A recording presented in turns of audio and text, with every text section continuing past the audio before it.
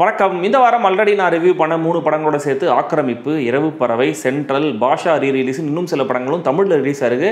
ஆனால் அதையெல்லாம் பார்க்கறதுக்கு எனக்கு டைம் இல்லை ஆக்சுவலாக. ஸோ நான் அதெல்லாம் பார்க்கல. இன்ஃபேக்ட் யாதும் அறியான்ற படம் பார்த்துருக்கேன். ஆனால் அதுவே ரிவ்யூ பண்ணலாமா வேணாமான்னு ஒரு டவுட்டில் தான் இருக்கேன். வேணும்னா நீங்கள் கமெண்ட்டில் சொல்லுங்கள். இந்த கேவி ஒரு சில நடிகர்களை தவிர மொத்தமாக ஒரு புது டீம். படத்தை பற்றி சரியாக தெரியாமல் ஜென்ம நட்சத்திரம் தந்த எஃபெக்டில் இது ஒரு ஹாரர் அப்படிங்கிற மாதிரி நினச்சிட்டேன். நோ, இது வந்து ஒரு சோஷியல் ட்ராமா. இந்த சிம்பிளான படம் எப்படி இருந்துச்சு அப்படிங்கிறத சிம்பிளாக ஷார்ட்டாக சொல்லிடுறேன்.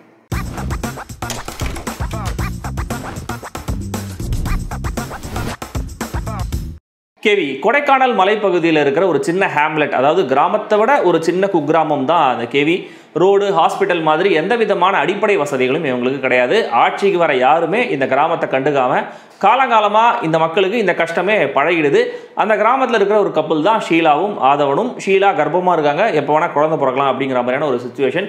ஒரு நாள் அந்த பகுதியில் நடக்கிற நிலச்சரிவில் அந்த கிராமத்தை சேர்ந்த சில பேர் மாட்டிக்கிறாங்க. ஆனால் சரியான ரோடு வசதி, டிரான்ஸ்போர்ட்லாம் இல்லைங்கிறதுனால மாட்டிக்கிட்ட எல்லாருமே இறந்து போயிடுறாங்க. கரெக்டாக அந்த நேரம் பார்த்து இந்த கிராம மக்களுக்கும் அங்கே ஓட்டு கேட்க வர ஒரு அரசியல்வாதி கூட்டம், கூட வந்த போலீஸ்னு இந்த தரப்புக்கும் பிரச்சனை ஆயிடுது.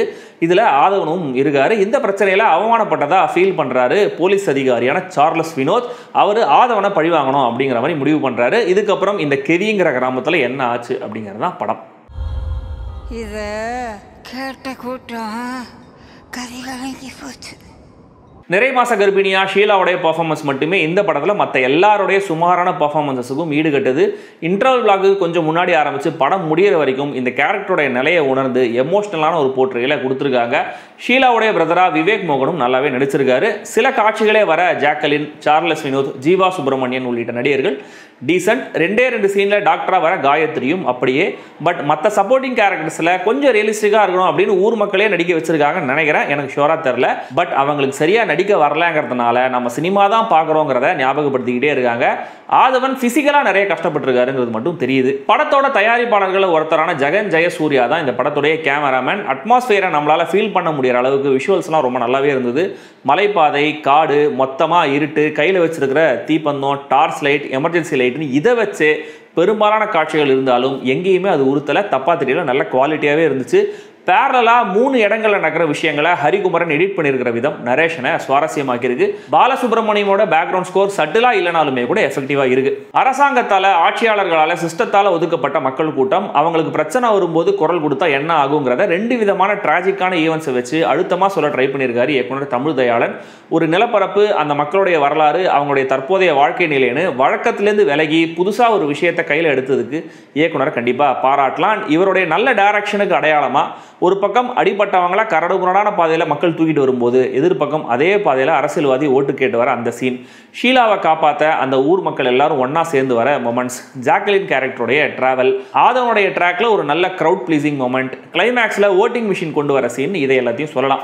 பட் இந்த மக்களுடைய ட்ராஜடியை அதிகப்படியான மெலோ ட்ராமாவும் சுமாரான கேரக்டர் ரேட்டிங்கும் வச்சு சொன்னதுனால இவங்களுக்கு எம்பத்தைஸ் பண்ணணுமா இல்லை இவ்வளோ மேனிப்புலேட்டிவாக எழுதுனதுக்கு டிசப்பாயிண்ட் ஆகணுமா அப்படின்னு படம் முடிகிற வரைக்கும் எனக்கு குழப்பமாகவே இருந்துச்சு. 6-7 போலீஸ் கேரக்டர்ஸ் வராங்க, எல்லாருமே மோசமானவங்களாக தான் இருக்காங்க. அதுக்கு பேலன்ஸ் பண்ண ஒரே ஒரு நல்லவரை காட்டுறாங்க. பட் அவரால் எந்த பயனும் இல்லை. கவர்மெண்ட் டாக்டர் ஒருத்தவங்க வராங்க, அசிங்கமாக பேசிக்கிட்டு எல்லாரும் இன்சல்ட் பண்ணி மனிதாபிமானமே இல்லாமல் நடந்துக்கிட்டு தன்னுடைய கிளினிக்கு பிஸ்னஸ் கொண்டு வரதிலே கவனமாக இருக்காங்க. ஒரு ஆம்புலன்ஸ் டிரைவர் அவங்க கிட்ட காசு வாங்கிட்டு மோசமாக நடந்துக்கிறாரு. இப்படி 80s தமிழ் சினிமாவுடைய ஸ்டீரியோ டிபிக்கல் கேரக்டர்ஸும் அவங்க நடவடிக்கைகளும் படத்தில் வர கான்ஃப்ளிக்ஸுக்கு காரணமாக இருக்கும்போது எனக்கு அது டோட்டலாக குக்டப்பாக தான் தெரிஞ்சுது. பட் இன்னொரு விஷயத்தையும் கண்டிப்பாக சொல்லி ஆகணும். இந்த நடக்கிற சம்பவங்களில் நீங்கள் ஒருவேளை கனெக்ட் ஆகிட்டீங்க அப்படின்னா கண்டிப்பாக இந்த படம் நல்ல பரபரப்பாகவே இருக்கும். டுவர்ட்ஸ் தி எண்ட் ரியலிஸ்டிக்காக முடிக்கணுமா இல்லை கொஞ்சம் கமர்ஷியல் மீட்டரில் போகலாமா அப்படின்னு இயக்குனருக்கு குழப்பம் இருந்திருக்கும் அப்படின்னு நினைக்கிறேன். 2த்தையுமே பேலன்ஸ் பண்ணுவோம் அப்படின்னு ஒரு விஷயத்தை பண்ணியிருக்காங்க. பட் அது சாட்டிஸ்ஃபைங்காக இல்லை. மொத்தத்தில் இந்த கேவி இந்த வாரம் வந்த படங்கள்லேயே கண்டென்ட் வைஸ் கொஞ்சம் ஸ்ட்ராங்கான இன்டென்ஷனோடு எடுக்கப்பட்டிருக்கிற படம்னு சொல்லலாம். அவ்வளவே கேரக்டர் ரைட்டிங்லையும் ஓல்ட் ஸ்கூல் திரைக்கதையிலும் கொஞ்சம் ஒர்க் பண்ணியிருந்தா இன்னும் நல்லா இருந்திருக்கும். இப்போதைக்கு ஒரு நல்ல முயற்சின்னு சொல்ல வைக்கிறாங்க. விருப்பம் இருக்கிறவங்க பாருங்க. அந்த படத்துக்கு கொடுக்கப்பட்டிருக்கிற UA 16+ ரேட்டிங் சரியே.